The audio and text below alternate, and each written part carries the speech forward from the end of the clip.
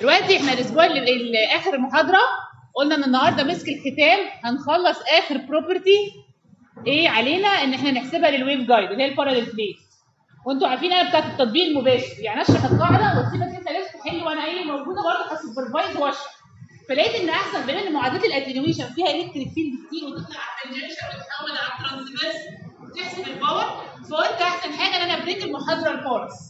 طبعا احنا قلنا اخر حاجه في الحسابات عشان الاسبوع ده نخش في الريكتانجل ويف جايد ان احنا عايزين نحسب الكوفيشن ديت عشان نبقى عارفين نتعامل ازاي مع ايه مساله. فالنهارده هنبدا المحاضره، انا شرحت الترم ده المره اللي فاتت، هكتب شويه ملاحظات عليه وهحط لكم الفيلد ايكويشن بتاعت التي ام، وهنبدا احنا وهقول لكم اخر الالفا سي المفروض تطلع كام، وهنبتدي خطوه خطوه هنبريك الاثبات لحتت وتبتدوا تطبقوا معادله الفيلد. هتخرج من محاضره النهارده عامل كروس برودكت ودوت برودكت وتخلص حاجات في الناس. هسيب اول ساعه اكني هفتح ان انتوا هنشتغل وانتوا مع بعض. الساعه الثانيه بعد البريك او بعد ال 50 دقيقه الاولين عشان تكون محدده هشرح الالفا دي وازاي تحسبوها بالتي والتي ام. الالفا اي لازم كنت اقول لكم عليها انها جايز تسمعوا عنها ايفانيسنت او اتنيويشن، دي ترم بسيط جدا، لكن كده هكون قفلت كل الجايد ومشينا بنفس التكنيك ونشرح حاجه وبعدين نثبتها على الباراليل بليت فانت عمال تطبق طول الوقت. في حاجتين هقولهم لازم بقى تخلوا بالكم منهم. هنفوت الاسبوع الجاي والاسبوع اللي بعده عندكم كويز. اول اللي هو الكويز بتاعي هيكون في ايه؟ هيكون في الباراليل بليت اوف جايد. هي بدايه محاضره النهارده. يبقى الاسبوع الجاي هنبدا ريكتانجلر والسيركلر عشان هنتكلم بعد كده يعني ريكتانجلر والجايز الاسبوع الجاي، بس الاسبوع اللي بعده سواء بقى الاثنين او الاربعاء هنتفق هيكون في كويز ايه تلت ساعه اللي هو الكويز اللي عليه 5 درجات في اعمال السنه. ده في المحاضره. هنشوف بقى في المحاضره في السكشن اللي لسه هنتكلم معاهم حسب البروجرس بتاعي وبتاعهم هنشوف هيحطوا فين. في المحاضره بيبقى اظرف عشان ما بنضطرش نحط امتحانين وبعدين يجي لنا شكوى منكم اصل الامتحان الفلاني احسن من الامتحان الثاني فايه كانت مره واحده. فده هيبقى اول اكزامينيشن ليكوا وده هيكون قبل الميد ترم باسبوعين. انتوا عارفين ان الميد ترمات نزل جدول او الكليه بعت في الكالندر ان الميد ترمات هتبقى في الاسبوع بتاع 8 11. فكده انا همتحن في الاسبوع السادس والميد ترم في الاسبوع الثاني، فانا هخليك تذاكر لغايه الباراليل بليت جايد. لا زياد مش فاضي دلوقتي مش محتاج تاخد البريك. خلاص البروجكت هينزل يوم الاربعاء الجاي، هننزله على الدرايف وحد نبذه عنه في المحاضره وهيكون على الريكتانجلر ويف جايدز غالبا يعني. وطبعا كل تيم من غير التاني التارجت بتاعه عشان الناس بتسالوا بعض في التكنيكاليتيز لكن مش هتقدروا تطلعوا نفس النتائج مهما حصل. فانا هتكلم على البروجكت الاسبوع الجاي وخلوا بالكم على الرغم ان انا همشي من الكورس بعد اعمال السنه باسبوع او اسبوع ونص، لكن انتوا قدامكم تسلموا البروجكت ليا لغايه الاسبوع ال 11 او ال 12 يعني مع نهايه الترم. حتى لو الدكتور طارق دخل اديته انا ممكن هنسلم في نهايه الترم، فمعاكم وقت تشتغلوا وتغيروا وتعملوا سيميليشن زي ما انتوا عايزين. مش هسلمه وانا بمشي لسه مع بعض يعني انا هحط الفاينل فايه هتشوفوني يعني. تمام؟ شوف بقى بتاع ده ما بيلقطش ليه اصلا. خلاص فعرفنا كده الكلام اللي جاي على ايه؟ يبقى للناس اللي دخلت في كويز مش الاسبوع الجاي اللي بعده الاثنين او الاربع، نخليه الاربع عشان يبقى معاكم وقت اكتر تذاكروا. يعني مش زي النهارده لا اللي فوتوا اربع كمان الاربع اللي بعده كويز. هو مديك وقت كبير اسبوعين تشتغل. الكويز ده هيخش لغايه فين؟ لغايه نهايه محاضره النهارده. والبروجكت هينزل الاربع الجاي وتسليمه هنكتب كل حاجه في الورقه اللي احنا هندسكرايب فيها البروجكت وكل تيم هياخد ايه وزي ما قلنا التارجت لكل تيم او كل مجموعه من التيمز مختلف عن التانيين، فمعنى كده ما تحاولش تنقل من اللي جنبك او تصوره. طبعا في شرح عادي، ايه المشكله؟ ايه علاقه ان في كويز ده في سنه ثالثه في حاجه بتقف؟ لا نوقف ايه يعني؟ انا بقول لك فوت الاسبوع الجاي مفيش امتحان اللي بعده عشان بس افكرك يعني. لا نوقف مين؟ مش عارف انت راجل طيب قوي والله. ده انا في مدرسه ابني بيمتحنوا ويذاكروا وياخدوا درس جديد في نفس اليوم، اوقف في هندسه؟ مش بتاع ده لقط اهو.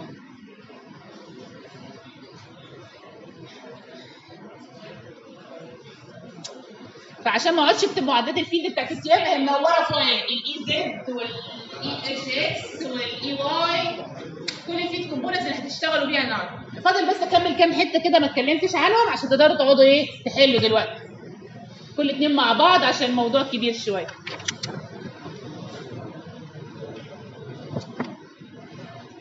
اخر حاجه وقفنا عندها ايه في المحاضره؟ ان احنا عايزين نحسب الاتنيويشن كوفيشنت نتيجه للكوندكتور لوسز، صح؟ وقلنا ان المعادله بتتقسم او ثبتناها في اخر المحاضره اللي فاتت اللي هي الباور لوس بير يونت لينث على دبل بروباجيتنج باور. طالما بنتكلم على الكوندكتور نفكركم بترمين هتتعاملوا بيهم في الاثبات ده. اول حاجه البروباجيشن كونستانت جوه كوندكتور اللي خدتوه في البلين ويت بروباجيشن اللي هو الفا سي وبنسميه سي. البروباجيشن كونستانت يعني في الكوندكتور يعني اللي هو 1 زائد جي على السكين ديبس اللي هي 1 زائد جي جذر اوميجا ميو سيجما على 2.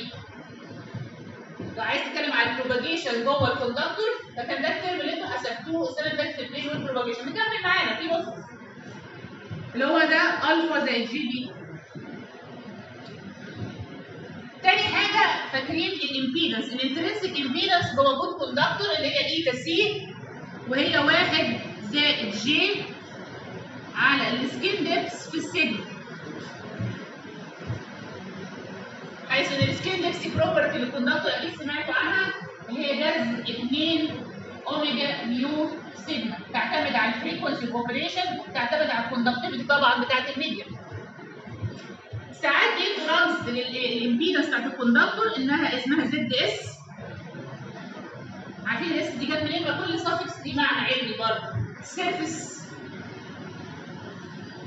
امبيدنس.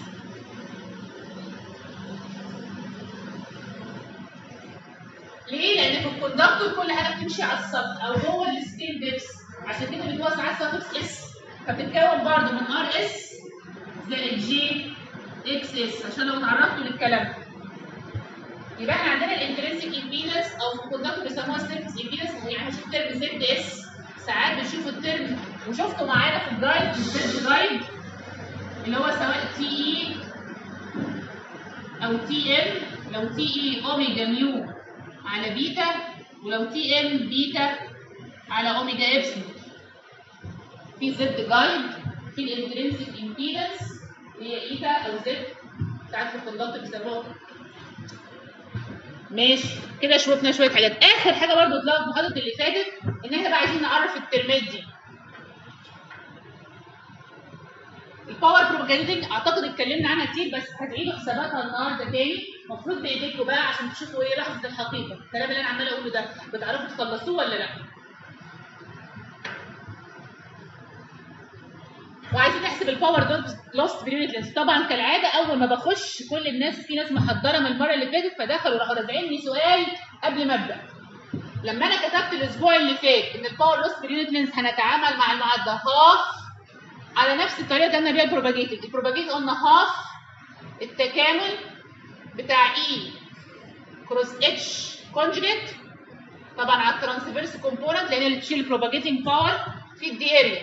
وعملنا ديسكشن الاسبوع اللي فات وقلنا ان الدي اريا دي طبعا دي اكس دي واي واخده الفيكتور اي زد كفيكتور اريا.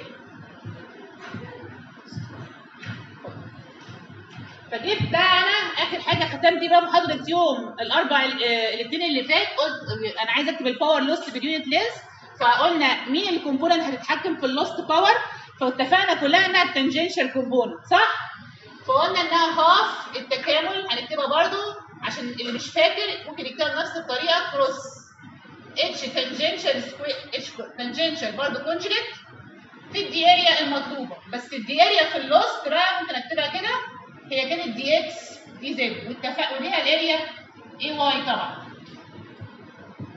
وكلنا كنا مأمنين بكده قلنا اللوست بيجي من البليت والبروباجيتنج بيجي في القطاع بتاع اكس واي.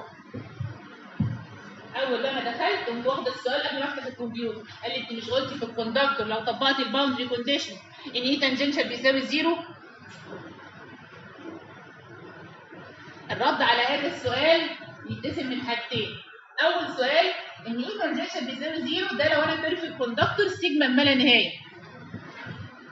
يعني ما طبقش الباوندري كونديشن بيحصل بقى كونفليكت. ازاي اجيب اللوست كومبوننت وانا بقول ان الاي تانجنشال بصفر حسب الباوندري، حتى لو سيجما كبيره قوي نعتبر ان الاي ماتت. معنى كده ان المعادله ما ينفعش تفضل على صورتها الحاليه لان هتعمل كونفليكت بين الاثنين. فبيقول لك طب ازاي احسب حاجه من حاجه بقول فيها فرض؟ في ثيرم كده اسمها البرتربيشن ثيرم، ليست في المنهج، لكن بيقول لك ان انت ممكن تبدا بفرض ايديال زي ان اي تانجنشال بيساوي زيرو، او انك بتقول ان ده بيرفكت كوندكتور، بس بتحاول تحسب البارامتر من حاجه ثانيه، تحسب حاجه الاول من ايديال كونديشن، بعد تحسب حاجه ثانيه، وبعدين ترجع تعوض تاني في المعادله وتحسب الايفكت ده تاني. بس عشان نقدر يعني الكلام الكبير ده نبسطه اكتر، احنا المعادله ما ينفعش تفضل على صورتها الحاليه لان ممكن تعمل كونفيجن كتير. انا بس حاولت اكتبها بالشكل ده عشان اللي كلنا حافظين معادله الباور بالطريقه دي، فسهل قوي نلاقي كتابتها على الصوره ديت فنفتكر. لكن ما ينفعش اخليها كده لانها هتعمل كونفليكت رهيب بالذات على التانجنشال بتاع الالكتريك فيلد. طب المفروض اعيد صياغتها ازاي؟ او كل الكتب حتى لو بتحسب الالفا سي تكتبها ازاي؟ لازم يكتب المعادله دي بيعمل لها ري رايت كلها بدلاله ايه؟ التانجنشال الاتش تانجنشال.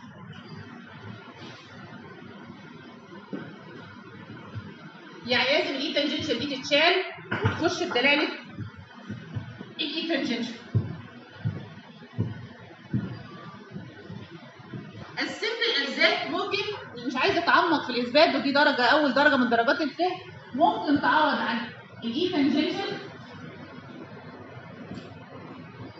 يعني فاكت 1 كده اللي فهم حاجه زي كده، انك ممكن تشيل الاي تانجنشال اللي في معادله الباور لوس وتحطها بانها الايتا بتاعت الكوندكتور او ايتا اس بتاعت السيرفيس امبيدنس فماينس ان كروس اتش تانجنشال.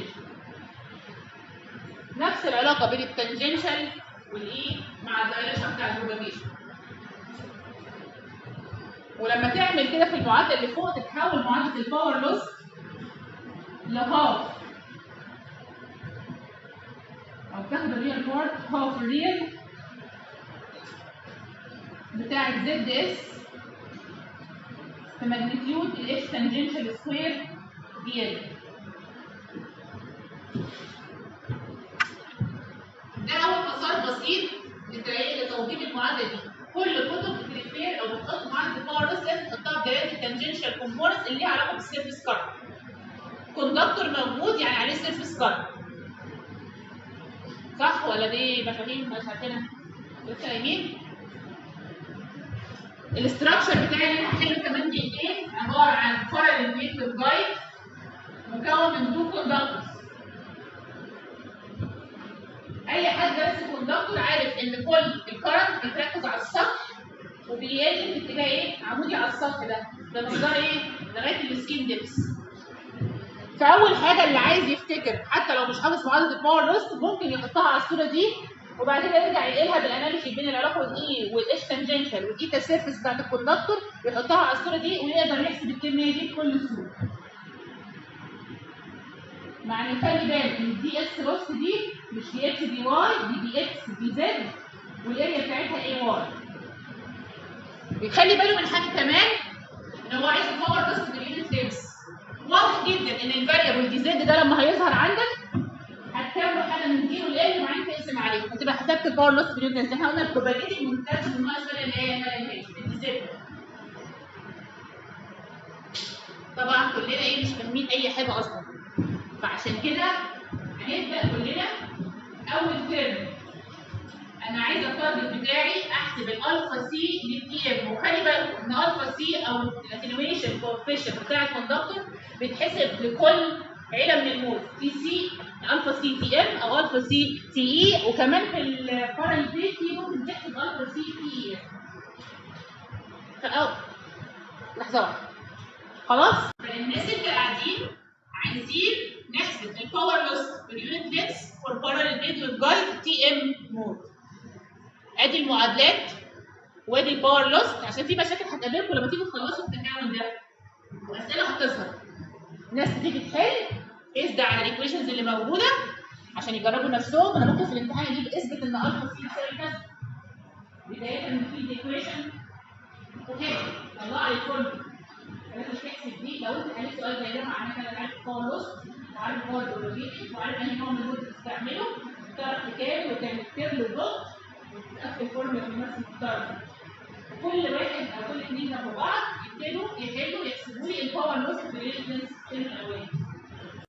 احنا خلصنا لما يكون في امتحان لا معلش يا دكتور لازم تتكلم في التلت الاولاني من المساله، خلينا ناخد في التلت الاولاني من الاثبات. قعدتوا قد ايه؟ ربع ساعه. الامتحان بيكون السؤال الواحد تقييمه للامتحان 3 ساعات وده بيبقى بارت ايه من سؤال، السؤال عليه نص ساعه يبقى السؤال المفروض كله بيخلص ربع ساعه. طبعا انتم مهارات لما بتمسكوا القلم والورقه بتعرفوا احنا فين بالظبط من المذاكره. طيب عشان كده انا قصدت ان الساعه او 50 دقيقه الاولانيين تنبهوا نفسكم. يا ريت بقى ده مش محل انبهار دلوقتي، المحل دلوقتي بقى ان كل واحد معاه فيرجن من الحل قدامه. في ناس ما شاء الله عليها خلصت وبدات في الباور بروباجيت، في ناس وقفوا في نص التكامل، في ناس عندهم 20 ثانيه هم كتبوا التكامل لكن اللي عملوا الحدود صح ولا عارفوا ان هو في تكاملين في المساله اصلا في الباور لوس. وليه هذا الموضوع؟ لا في ناس قالت ودك منين يا جحا؟ كتبت الزد اس لار اس زائد جي ال اكس وبعدين حطوا 1 زائد جي وبعدين لقوا الجي في وشهم فبعدين قال لك لا ده احنا نرجعه بالرجع. وفي ناس بقى لقوا كوزاين قالوا لي ايه لا مش انت بس على فكره. طب احنا هنعمل اكسبريشن ايه اس جي حاجه ايه اس جي حاجه وبعدين ناخد الريال بارت ويرجع كوزاين تاني فاحنا بنضيع دلوقتي المساله برضه. يعني على فكره الغلطات دي مش هدفها الداخل قد ما هدفها نشوف ان مساله واحده المفروض انها ستريت فورورد. انتوا معاكم الفيلد ايكويشن اصلا هديها لكم في الامتحان. انا على فكره مش هخليكم تحفظوها الا لو بقول لك اثبتها هي شخصيا، لكن لو عايزاك تبدا مساله زي دي ممكن احطها لك زي اسيست. والمعادله اصلا المفروض يعني انت عارف بيولوجي بتبقى ايه، فانت دلوقتي بتطبق اللي انت بتفهمه في الماده. الكتابه حاجه والفهم بالجورنال حاجه ثانيه. نشوف بقى اخطائكم الكبير. طبعا في بقى الخطا اللي مؤرخ او يعني خانق الناس في المدرج النيجاتيف اللي ظهر. كريم مثلا بيقول لي هو النيجاتيف ده ممكن نحطه مع النيجاتيف اللي هنا فنطيره. وفي برضه على فكره واحد تاني قال لي نفس الجمله دي ولا هو اصلا داخل معاه ويفرق اصلا بالنيجاتيف. طبعا ما ينفعش يطلع بالنيجاتيف كريم لان الترم الفا اصلا هيطلع فيه اس ماينس الفا زد فلو هو جاي اصلا بالنيجاتيف بقى الباور بتزيد مع المسافه ما بتقلش. فمن اول اخطائكم حساب الباور لوست او حساب الباور بروباجيت ان الاشاره طلعت بالسالب اعرف ان في اشاره ضايعه. ممكن تتصرف في الامتحان لو كل حاجه ماشيه صح بس مش عارف الاشاره شيلها اللي مش عاجباك شيلها على طول او اكتب كومنت يعني فهمني انك فاهم هشفع لك وانا بصحح. والنبي يا جماعه الرموز كلها صعبه قوي عشان تيجي تجرب صح لازم تفتحي تخطط. انا مش اكيد في ناس ثانيه انا شفت حاجات ثانيه كتير بس الرموز تبقى واسعه كده عشان اقدر احط الدرجات عشان انا لو اتخنقت هقفل الامتحان. يعني في الميد تيرم والكويز انا مش شايفه يعني في الفاينل كله مقفول بقى ولا ايه؟ صح على طيب نشوف اخطاء في الباور لوست. اول حاجه الباور لوست كلكم طبعا المعادله دي طيبه هنوبه ما فيهاش كذا كومبون هي اتش اكس وهي التنجنشن. فحضرتك حطيت الباور لوست هاف وقلت لكم خدوا الريال بارت واعمل التكامل بتاع الزد اس ماجنتيود التنجنشن سكوير. نبتدي نشوف بقى القاعدين. اول حاجه زد اس ليه حضرتك فكيتها جوه التكامل وخليت ترم 1 زائد جي اي جذر اوميجا ميو سيجما على 2 وعمال تنقله وانت رايح وانت جاي. طالما الريال بارت مقصود بيه هاف وحط الار اس بره خرج من اللعبه خلاص. هو الريال بارت بتاع دي اللي هو جذر اوميجا ميو سيجما على 2. وخلوا بالكم لما تكونوا بتحلوا في الويفز تكاملات وحاجات كتير والترم اصلا مكلكع وكبير ما تحملش نفسك تنقل كلمات كتير لان الخطا وارد في النقل. فاللي قاعد مع نفسه في حاله ملوش دعوه بالتكامل وهيخرج بره خليه قاعد ملموم مع نفسه جوه البراكت بتاعه. ماجنتيود اتش تانجنشن سكوير رحمتك بينا يا رب. كل رقم اتش تانجنشن وارى انها جي اوميجا اتش كي سي اي ان كوزاين ان باي على دي اسمها جي بيتا زد. كلكم ربعتوا الجي ممكن تاخدوا الماجنتيود. اكتب بعبيدك يا رب في المدرج ده. عرفت ان انا بجد ايه يا كريم؟ انتوا ربعتوا الاتش اكس ومش واخدين بالكم انا حاطه خطين الماجنتيود.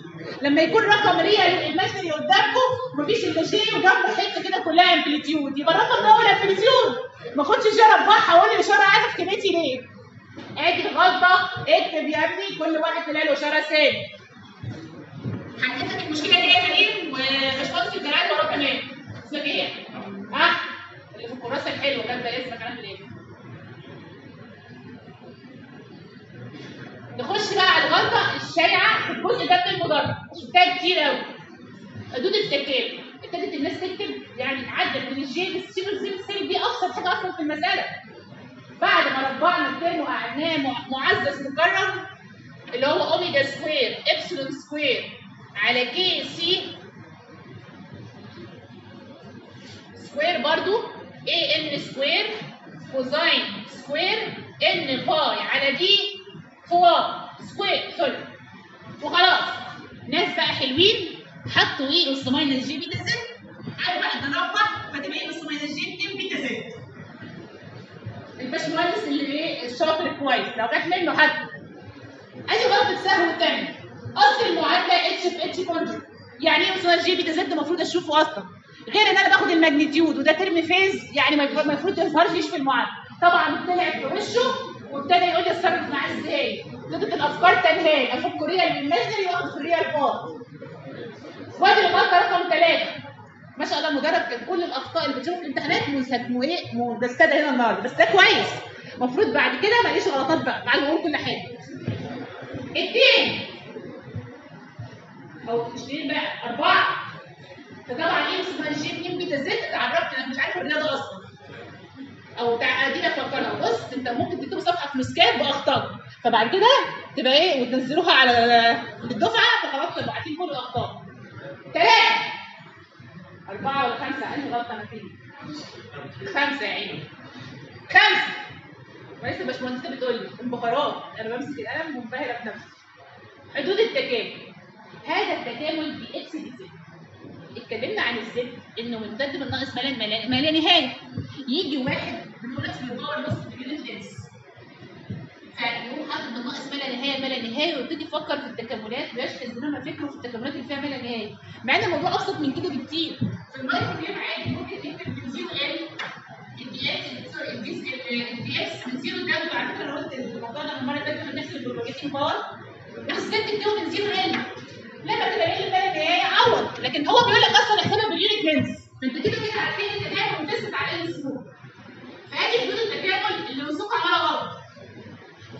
كم تكامل بقى؟ كمان ده في محل سؤال. كل الناس اللي في المدرج او 80% منهم حل التكامل ده طبعا قال لك دي اكس يزد انا سليم ودي قال لي ايوه بس خلاص دبليو وال سمول مش عايز ايه تاني. لو وصلت للمرحله دي انت عمرك ما هتخلص دي. تاني حاجه هي الكوزاين دي هي مش فاريبل في تاء ولا خير وبركه لا هنكمل كوزاين ولا نعمل حاجه وهي قاعده فاريبل في الواي بس فيها جزء فهم برضه للماده دي. لما انا بحسب الباور لوست بحسبه عن 2 بليتس. هو الباور لوست جايه من الهواء كده ولا جايه من الكوندكتور اللي معمول منه الاستراكشر اللي انا بحله؟ جايه من الكوندكتور وعشان جايه من الكوندكتور وانا بحل عند كوندكتور مره واي ايكوال 0 واي ايكوال دي يبقى لازم التكامل ده يتحل مرتين مره واي ايكوال 0 فاول جوه كوزاين واي ايكوال 0 عشان تخلص الترم بتاع باور لوست مسؤول بدليل الفاريبل واحد كده. يعني انا اقول للراجل الباور لوست لو بحسب في حته فلو انا كوزاين تربيع والواي والنص يبقى بقى على حسب الواي بقى هيقول لك الباور لوست هيبقى بكام. بالعكس موجود عندك واي ايكوال 0 وواي ايكوال بي. في ناس قالت بما ان التكامل فيه هاخد سؤالك بس بعد ما اخلص في كوزاين تربيع الصفر والدي مش هيفرقوا كتير لان مره هتطلع بواحد ومره بناقص واحد بس هيتربعوا. بس عشان حضرتك تاخد بالك ان في كذا سيرفيس انت بتعوض بيه هنا ان احنا نضرب في الدنيا على طول. ممكن انت ما تخش بالك وتاخدها بسرعه كده فلازم تحسب التكامل مره يتعوض عند واي ايكوال 0 ومره يتعوض عند واي ايكوال بي. باور لوست من كل كوندكتور سيرفيس بيكون سطح الاستراكشر. لما تاخدوا الريكتانجل ويف جايد الاثنين دول واحد 2 سيرفيسز ودول 2 سيرفيسز شبه بعض. سؤالي لا لسه كنت هعمل ايه؟ هاي كده انا حليت التكامل كده انت وصلت للتالت. حلو الكلام؟ لسه ما عملناش الفا سي. انا بقى عايزاكم دلوقتي بنفس التكنيك مش قوي يعني المعادلات دلوقتي هتتغير تماما ترانسفيرس بقى ودي اريا ثانيه خالص. عايزين بقى نحسب الباور بروباجيتنج يبقى لقيتوا بقى كده المفروض الباور لوست مفيش بقى النص اللي بره ده لان احنا ضربناه في 2 بقى عشان واي ايكوال 0 واي ايكوال 0 واللي من ايه؟ من ار اس اوميجا سكوير ابسلون سكوير كي تي سكوير دبليو ان وفي ان سكوير كمان اللي هي الكونستانت اللي موجود معاك.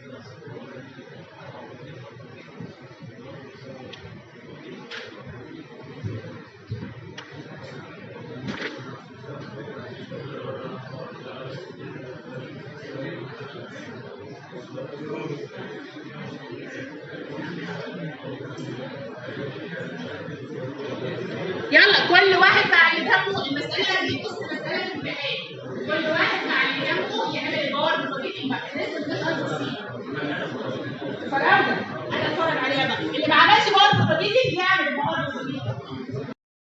الباور بروجيتنج برضه في اخطاء جايه ما احنا حلينا الاسبوع اللي فات والله. الباور بروجيتنج طبعا لا يمكن طب الباور لوست ممكن تبقى بالنيجاتيف حتى تفسير بتنقص يعني، لكن الباور بروباجيتنج اللي طلعها بالنيجاتيف يروح لازم يدور على لازم عنده مشكله. طب يبقى اكيد في حاجه غلط وانا بحسب، مش معقول يعني انا بعمل باور بروباجيتنج مش ممكن تطلعها لي بالسالب، فدي غلطه شفتها في المدرج جت لي يبقى اكيد في حاجه في الرياضه ما ظبطتش معايا. والنبي يا جماعه في برضه واحد قال لي كومنت ظريف قوي، هي عكت مني في النص فانا قلت اظبطها لك في الاخر واظبط لك الترمات. انا اول ما بلاقي اللي في النص عك ومش هاطبه للاخر حتى لو صح. هتقولي ما انا باخد على الخطوات ده كده يا مألفها يا بشاشها. فقرت يعني عادي لا مش عادي. هتودي نفسك في داهيه واي حد يقعد جنبه برضه هيودي نفسه في داهيه. المهم الباور بروباجيتنج كم واحد خد باله من الاتجاهات؟ يعني كل الناس دي طلعت الباور بروباجيتنج بوزيتيف. الغلطه بقى رقم 2 اللي طلعت لكل الناس هنا، انت جيت بكل ضمير مستريح اي ترانسفيرس طبعا مش لاقي غيرها هي اي واي. وهي موجوده على السبوره فيها ناقص جي بيتا وفيها كمان شويه حاجات هنا كده اي ناقص جي بيتا زد. جيت بقى انت بذات نفسك هتعمل لها كروس برودكت واي واي دي واخده اتجاه اي واي. جه كل الناس في المدرج قالوا ايه بقى هنعمل اتش ترانسفيرس كونجكت، راحوا عاملين باصين كده قال لك اوبا جي اوميجا ابسلون على كي سي محدش يرد لغايه ما اخلص اي ان برضه مش عارفه شويه كوزاين كده عشان في غلطه كمان جت هنا وراح قال ايه دي كونجكت بقى جي بيتا زد. والاتجاه ثانيه واحده والاتجاه كان مين؟ اي اكس. راح جاي هوبا كده قال لك ادي في نيجاتيف جي الاشارات ومش عايزه حد يقول لي اصل انا ما كنتش فكرت في الاتجاهات كنت حليتها لك صح. ده في المايكروويف كل حاجه فيها فيكتور اناليسيس ماينس جي وراح لاقي جي هنا فقال لك جي بجي نيجاتيف معانا كده فطارت يجي بقى يعني قلب امه بقى راح عامل ايه؟ ايه واي كروس اكس نيجاتيف زد ده ربنا يا رب مش عارف برضه ما جيتك هتعمل نسيتوا حاجه واحده مشكلتكم بقى مش في الفيكتور اناليسيس في الكومبلكس نمبر. جي اوميجا ابسلون مالهاش دعوه بالكونجكت دي ما بتحطلهاش سالب. انا شايفه الوشوش دلوقتي. الغلطه رقم 2 3 يعني في الباور لوست غلطنا 7 غلطات. في الباور بقى بروباجيتنج يعني اقل شويه عشان انا اتكلمت عنها قبل كده. هيحط حدود التكامل. اول غلطه قال لك دي اكس دي زد دي اكس دي واي. جه واحد قال لي ايه احطها لك بقى دي اكس من 0 ل ال يا ابني يا حبيبي ما انت لسه في الباور لوست اللي فوق حاطط الدي اكس من 0 لدبليو تحت زي فوق هو نفس الاستراكشر فمن 0 لدبليو للدي اكس عشان الرموز تمشي مع بعضها. الغلطه رقم كام؟ 4 حط الدي واي عارف من 0 لدي وراح واخد الكوزاين مطلعها بره التكامل. يا مؤمنين كوزاين باي دي على واي يعني داخله في التكامل صريحه نسيته. الغلطه رقم 5 كل الناس لما حبت بقى خلصت بقى وفي ناس عدوا من الاشاره ومن الفكره وفي ناس خدت بالها وكل حاجه راح قال في ال ضربه معايا هنا مش عارف ال سمول ضربت معايا في الالف سي مش عارف جت منين. اقول له يا ربي باور لوست في اليونت لينس دي راحت اصلا مع اللي راحوا هنا رجعت اخي. انا مبسوطه ان انتوا بتضحكوا صدقوني انتوا ثبتوا الفا سي تي ام. اثبات الالفا سي ده على الورق انا كاتباه في صفحتين ونص، المفروض انتوا عملتوا نفس الريكورد، ولو كراسه اصغر يبقى اكتر. انت قدرت تخرج من محاضره النهارده ان انت ما تخرجش على هنديكم في الالفا دي واضح كتير، هو معاك وكلمه وهنخلص. لكن انت قدرت تعمل الفا سي تي ام اللي مكلكعه اكتر منها تي اي بقى فيها كذا كومبوننت. انصحكم النهارده تمرن ايدك وتحسب الفا سي تي ام تي هتتحسب بكل مود. انت عملت المود واحد، كل ده كان مود واحد بس. اللي انا عملته النهارده مش كسل مني، انا كنت ممكن اكتب الاثبات ده كمان، انا هبدا في ورقه خليته قبل ما اجي زيكم كده عشان اشوف التربات فين. بس انا متاكده كل واحد انا قلت غلطه وضحكنا عليها كلنا دلوقتي يا ريت يكتبها جنب الغلطه اللي هو عملها، عشان يوم ما يجي يذاكر هيفتكر مجموع الغلطات اللي هو كان ممكن يقع فيها لاول مره في الامتحان، لان انتوا بتاجلوا المواجهه دي للامتحان. فانا قلت اجيبها هنا دلوقتي. عشان كده انا قلت انا خصصت المحاضره دي وفتحت المنهج كله عشان اعمل النهارده. انا في الفا سي بس خليتك تحسب الباور لوس اللي فيها الانجكشن كومبوننت وكروس دوت فات، ورجعت تحسب تاني الباور بروباجيشن، فاستعملت كومبوننت ثانيه وقطعات ثانيه اصلا، ورجعت قسمت على بعض. وحتى الاسم دي انتوا نزلتوا فاكتورز ورجعتوها تاني، معناها اسم بسيط طلعتوا براك فاريبلز ثانيه.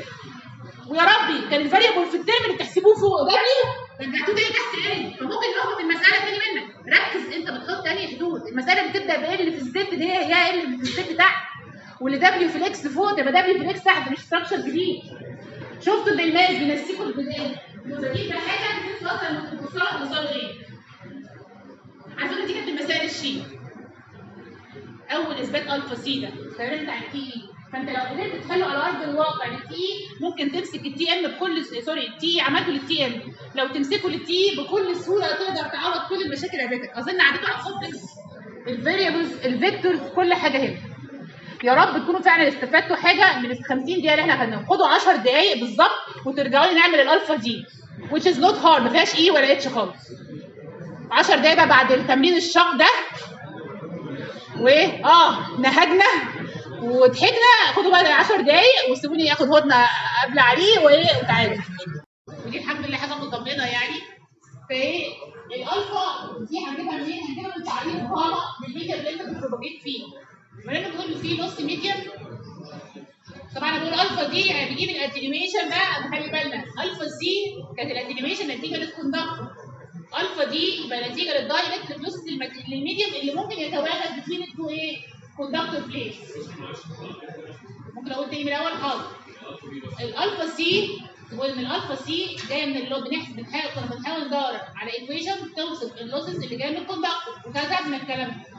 المره دي بقى هنحاول نجيب داي الكتريك فلوسز without بلجن في الاكستراكشن. فممكن الميديم ده يكون هواء او لوسلس، فما فيش لوسز بالداي الكتريك.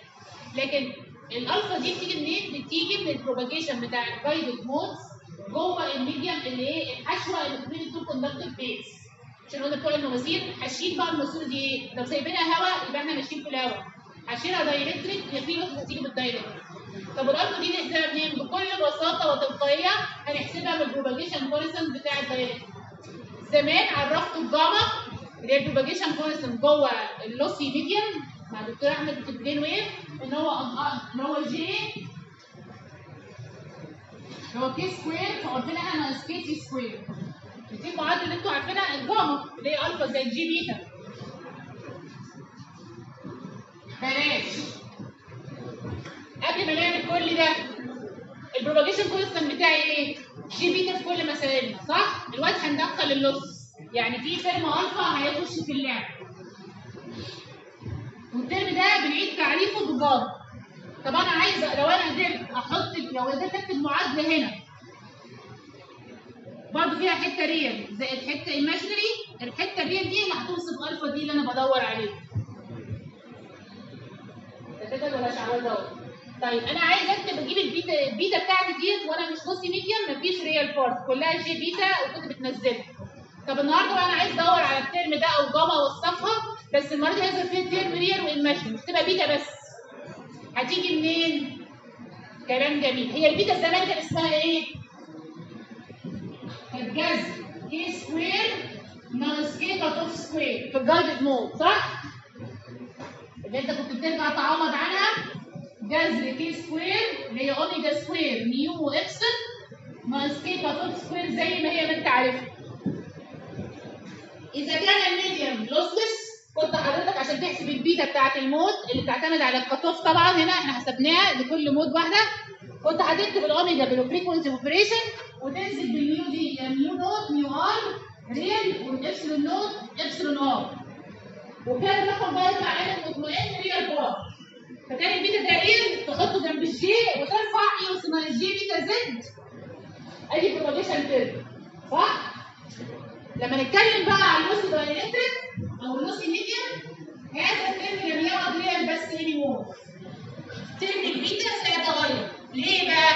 لان كل اللي هعمل حركه ظريفه صغنطوطه قد كده عشان ارفلكت اللوسز اللي في الميديم، ان انا هعمل الجذر التربيعي لاوميجا سكوير ميو واحط بقى الابسلون بابسلون داش ناقص جي ابسلون دبل داش. واحنا عارفين ان اي دايلكتريك ممكن يتوصل بحاجتين، يا ابسلون داش يا ابسلون دبل داش، يعرفوا بابسلون داش والتان دلتا اللي هي اللوس تانجنت ناقص كي سي سكوير.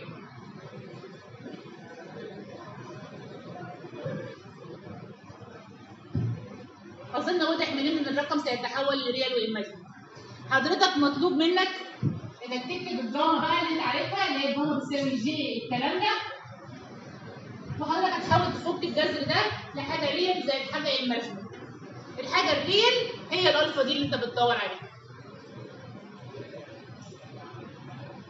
السيمبل ده يعني انا عدت تعريف البروباجيشن كونستنت بس ادمجت جواه جوه المعادله تعريف اللوسز بتاع الدايلكت. مكان الابسلون شلت حط ابسلون داش ناقص جي ابسلون دبل داش. وحضرتك مطلوب منك تفك الترمات ديت لترم ريال وترم ايماجن. واضح جدا هيطلع من تحت الجذر في حته ريال وحته ايماجن. زمان كان كله ريال بتاع البيتا، لا ده في ريال وايماجن بس كده. عشان نوضب المعادله دي ممكن اساعدكم شويه، ممكن نقول السكوير روت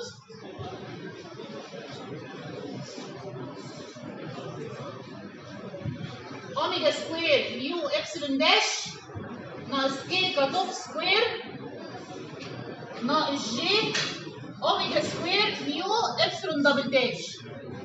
انا عدت كتبت المعادله دي تاني، ناس ريال وناس ايماجن.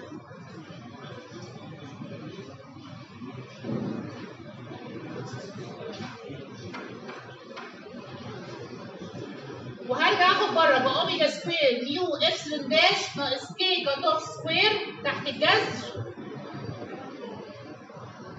واحط هنا واحد ناقص جي اوميجا سكوير ميو ابسلون دبل داش على اوميجا سكوير ميو ابسلون داش ناقص كي كات اوف سكوير. عشان اخليكم تخلصوا الترم من عمره يعني. كتبنا الترمات المعادله زي ما هي وحطيت بس شلت الابسلون في معادله البيتا، حطيت الابسلون داش ناقص جي ابسلون دبل داش. وكل اللي عملته ان انا حطيت بحاول اجمع الناس اللي هي اللي محطوطه واللي ماشيه موظف المعادله بس انا ما عملتش اي حاجه فيها فيه. وبعدين خدت الترم الريال ده طلعته بره الجذر. احنا بنعمل ايه؟ الاوبجيكتيف بحاول اوضب المعادله دي ناس ريال لوحدها وناس ايماجنري لوحدها عشان لما اطلع ريال الايماجنري اصلا اسال الفا دي ده بايه.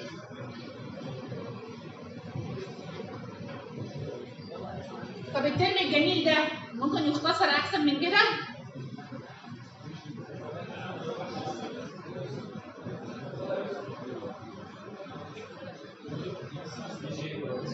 نعم.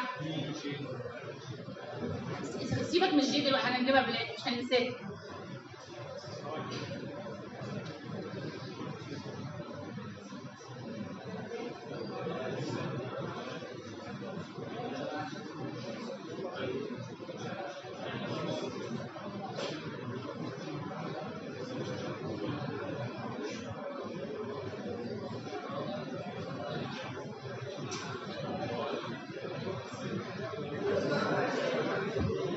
الترم ده ممكن نختصره. الترم اللي بره ده عباره عن ايه؟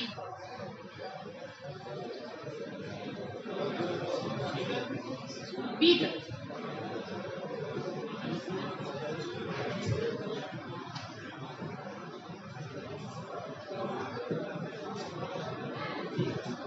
نعم ثانيه واحده.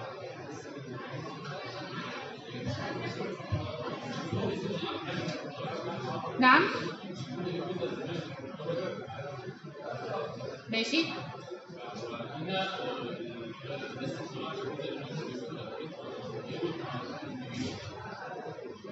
لان اوميجا سكوير ميو ابسلون ناقص كي كات اوف هو البروباجيشن كونستانت بيتا.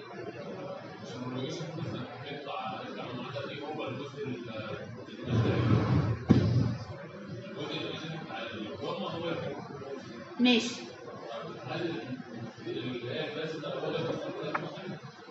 حلو السؤال ده. السؤال ده مقسوم ايه؟ انت بتقول ايه؟ بتقول انت ليه رجعتي عدتي تعريف اوميجا سكوير ميو ابسلون بتاع الزمان ناقص كي كات اوف لبيتا. هو الترم ده حتى لو فيه لوسز الترم ده هيتغير؟ مش هيتغير، فتعريفه بيتا زي ما هو، لان اللوسز كلها هتظهر عند الترم اللي هو ابسلون دبل داش. فممكن من حقي اشيل اوميجا سكوير ميو ابسلون ناقص كي كات اوف احطها بيتا عادي.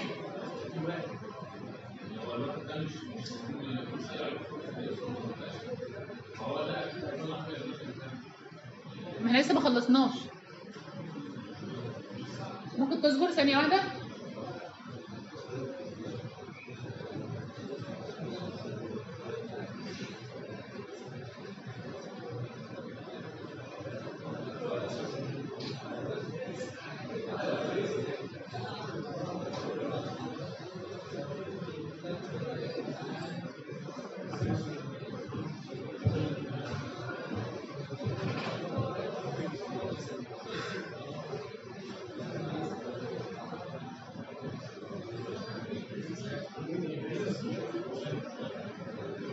هتفك اللي فاضل ازاي؟ ايه الاختصار الرياضي اللي ممكن يفك لكم الجذر الحلو اللي قاعد ده؟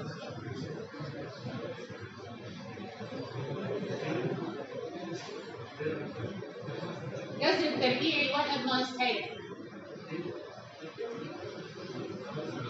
هي افكار هنوصل اللي انت عايزه. ها شوية تولز رياضية اتفضل.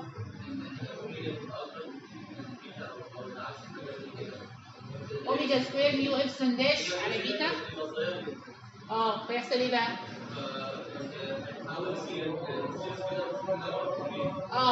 الباشمهندس بيقول ان ابسلون دبل داش عليه طبعا. ان الاوميجا ميو ابسلون دبل داش على البيتا او الترم اللي موجود ده ممكن يتفك بسيريز اللي هو حاجه تحت الجذر اللي هو يقول واحد ناقص نص هو ناقص او زائد جي اوميجا ميو ابسلون دبل داش على البيتا.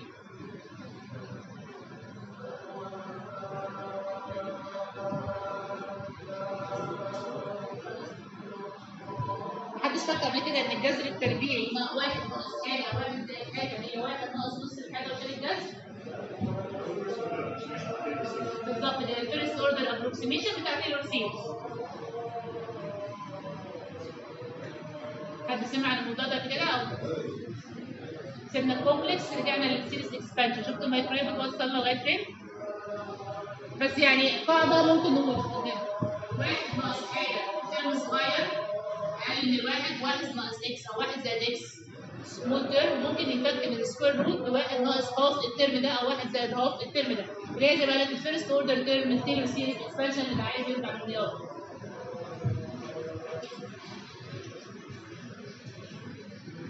الجي بقى اللي كنت معاكم الاول من هنا. الجي اللي انا كنت كاتباها في الاول دي بس من هنا الترم ده بقى ناقص جي اوميجا ميو ابسلون دبل داش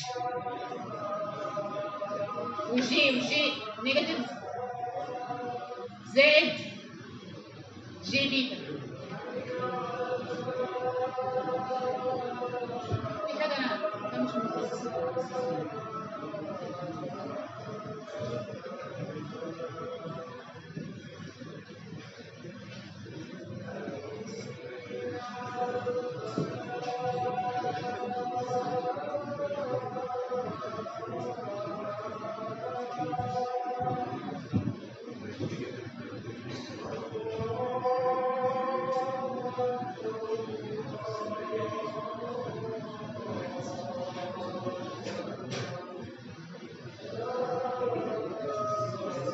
نعم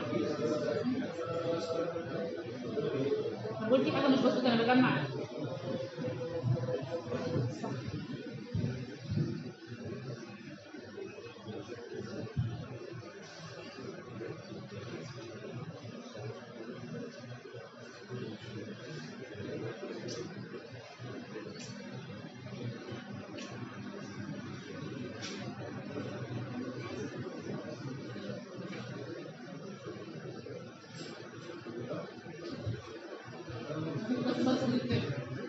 اوميجا ميو ابسلون دبل داش سكويرد على 2 بيتا. ده الفا دي. مين اللي بيسال السؤال دلوقتي؟ انه نجمع اللي احنا عملناه تاني. احنا عدنا تعريف الجاما، حطينا جي البروباجيشن كونستنت بتاعنا اللي هو كي سكوير ناقص كي كات اوف سكوير. البروباجيشن كونستنت زمان بيتا اللي هو كان بيطلع من الجذر التربيعي ده كان بيطلع بيور ريال، عشان كان كي سكوير وكي سي سكوير كل تعريفاتهم ما فيهاش الماثري جاي كبير من جوه. عشان انكلود اللوسز بتاعت الدايلكتريك هثبت نفس التعريف ده وهعيد الاسم ده بنسميه جاما، بس هشيل ابسلون واحط ابسلون داش ناقص جي ابسلون دبل داش جوه الاوميجا سكوير ميو ابسلون الاولانيه. وانس انا حطيت الترم الايماجينري جوه تحت الجذر هيظهر بقى الترم ده هيتعاد صياغته تاني لناس ريال وناس ايماجينري. تمام؟ الرقم هيبقى كومبلكس نمبر. مهمتي ان انا ابسطه. كل اللي عملته ان انا حطيت الناس الريال لوحدهم والايماجينري لوحدهم. انا عرفت الوضع فين؟ كل اللي انا عملت ايه؟ خدت اوميجا سكوير ميو ابسلون ناقص كي سي وخرجتها بره الجذر. فضل الجذر الحاجات دي ممكن تراكوها في البيت تاني ناقص جي اوميجا سكوير ميو ابسلون على الترم ده. الترم ده كلنا متفقين ان هو بيتا سكوير.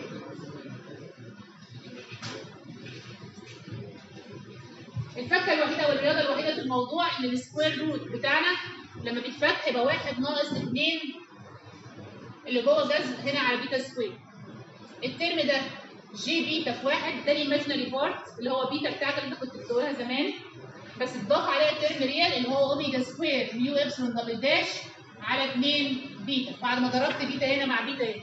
الترم اللي انا مربعه ده هو الفا دي.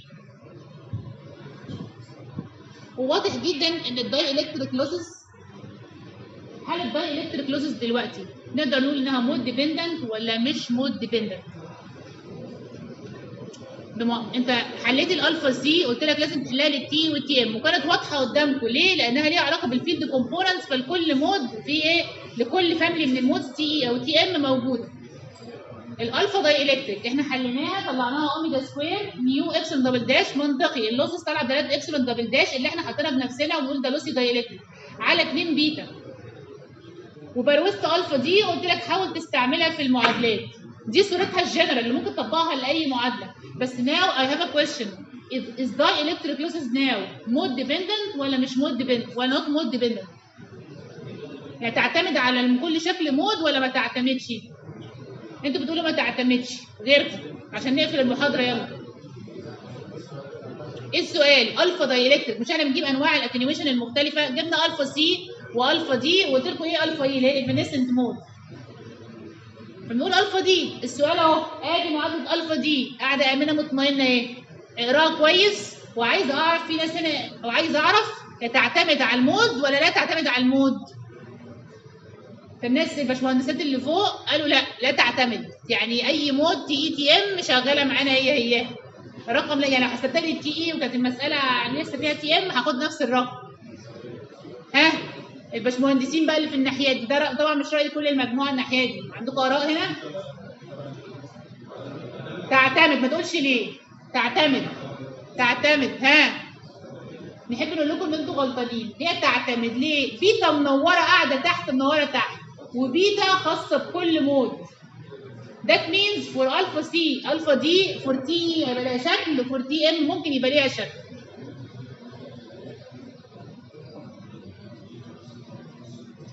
يجي واحد تاني يقول لي انت قلتي كلمه غلط. في الباراليل بليت ويف جايد البيتا للتي واحد زي التي ام واحد. يبقى نقدر نقول ان كل اندكس للمود الفا دي هتتغير بس التي والتي ام هما نفس الرقم. لو ان بنفس الرقم هيطلع نفس الفاليو سواء تي او تي ام. فهي هنا ديبند على الاندكس بتاع المود ان بواحد ان باثنين ان بثلاثه. بس عشان في حظنا هنا ان المود تي اي تي ام مفيش تغيير في قيمه البيتا. انت هي حاجه ناقص الكاتوف والكاتوف في التي اي هو الكاتوف في التي ام. كل الدنيا ايه دايما عندي كلمه من كل حاجه بتخفت على بعضها. فالبيتا هنا سواء تي او تي ام بتبقى واحده بس الاندكس لما يتغير الفا دي هتتغير.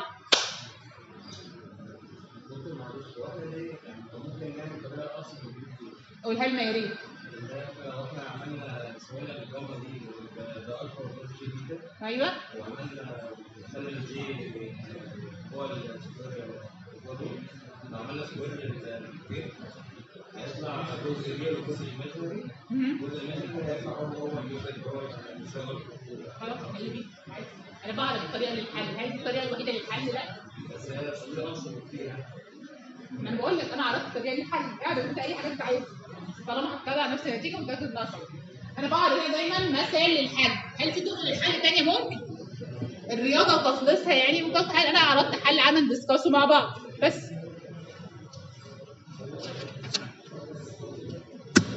بكده نكون حسبنا كل انواع الاتنيويشن المختلفه اللي ممكن تقابلك في الكلوزد ويب جايد.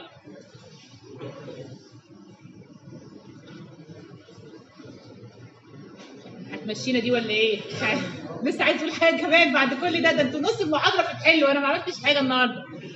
خلاص، المفروض الحاجه الاخيره اللي كنت عايزه احلها معاكم او اوريها لكم ازاي ترسم الفيلد ايكويشن.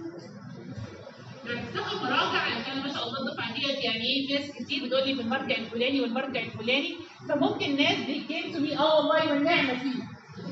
يا اما تكون الناس اللي بتضحك دي. الناس اللي بتفتح الريفرنسز بتشوف ان في كلمه ممكن لو حتى ما قلتش النهارده ممكن اقولها اول المحاضره الجايه اوريكم ازاي بتترسم. في ناس لما بتفتح المرجع بتلاقي ان بيحط لك الاستراكشر بتاع الويف جايد، وبالذات لو قلبتوا كده في الريكتانجلر ويف جايد هتلاقوا صور كده للفيد فيكتورز كده وشكل الفيد لاينز كونتينوس والاتش، تلاقوا رسومات كده بتعبر عن اشكال المودز المختلفه. هل انا ممكن بامكانياتي البسيطه المتواضعه كطالب في سنه ثالثه ارسم الفيد لاينز؟ عادي خالص، ممكن تعمل سكتش عادي انت مهندس يعني، ممكن تعمل سكتش بسيط كده وترسم القطاعات بتاعت الويب جايد، وممكن ترسم الفيلد لاينز اللي انت بتشوفها في الكتب اللي هي عامله كده وكده وكده وكده، دي بتلاقي حاجات معقده قوي وانت ممكن ترسمها وانت قاعد في بيتكم عادي يعني. وكان بقى البروجكت انا مش هديك ترسموا الكونفيجريشن بتاع اللي انا هختاره يعني هترسموه سيميليت، بس هل انت ممكن تتخيله قبل ما تروح له؟ ممكن عادي بالمعادله مفيش حاجه. بس والنبي مش النهارده بس يعني ماشي. لكن دي اخر حاجه بذمتي في الويب جايد المفروض اعلمها لك، انك ممكن تقدر ترسم خطوط الفيض، خطوط الالكتريك فيلد، خطوط المagnetic فيلد شكلها عامل ازاي. هي تبقى خطوط ماشيه في اللي مش فيه خطوط فعلا او في فلكس لاينز اللي انتوا درستوها من الالكتريك فيلد والمagnetic فيلد. هل ممكن اقول لك طريقه ازاي ترسم بيها؟ عادي جدا، نقط وعوض ووصل بينهم هتطلع شكل اللي بتشوفه الكتب المعقد. ودي هقولها قبل ما ابتدي التجربه المره الجايه عشان انتوا خلاص انتوا فرهطتوا بعد اثبات واحد مش قادرين. بص ورا والنبي ما تنطقي كده هتمسحي وتكتبي حاجه جديده. خلاص، فدي اخر حاجه في الليسته الكبيره اللي انا اتكلمت عنها للسبيكس للجايد. ممكن تدرو او تعمل سكتش للفيد لاينز وكده يبقى انا فسحتكم من كل البروبرتيز وحليتوها بايديكم، يعني انتوا جاهزين تماما للريكتانجلر ويف جايد. ايه؟ الحمد لله. للناس اللي جت متاخر لو سمحت الاسبوع الجاي هينزل ان شاء الله البروجكت. انا جالي كشف المجموعات في 8 لم يختاروا جروب، نحب نقول لهم ان الكشف وصلني وان كده ال8 دول هقسمهم اول 4 مع بعض وثاني 4 مع بعض، معرفش مين بنات وولاد اي دونت نو. طالما انت مش عايز تحط نفسك في تيم او التزمت بالديدلاين، اكثر حاجه معايا انك تفاصل في التسليم. المهندس يعني مواعيد. تاني حاجه الاسبوع اللي بعده يوم الاربع، يعني مش زي النهارده نفوت الاربع الجاي، هنفوته يعني ما فيش امتحانات، مش ما فيش محاضرات عشان اللي قال لي هناخد اجازه. ويك 6 كويز نمبر 1 هيخش لغايه فين؟ هيخش لاخر محاضره النهارده. يعني قدامك 15 يوم تذاكر وتقطع البره البليت ويف جايد. المره دي بقى هيبقى ايه المفاجآت في الامتحان بقى، الكويز الاولاني، فلو سمحت ذاكروا كويس. ايه؟ غالبا هديهولكم في المحاضره عشان يبقى واحد للكل، ما نقعدش نعمل كذا فيرجن. ماشي؟ فاستعدوا بقى، اظن انتوا حليتوا بايديكم كتير، مالكوش شفاعه عندي. يلا اتفضلوا يا جماعه، نشوفكم يوم الاثنين الجاي ان شاء الله.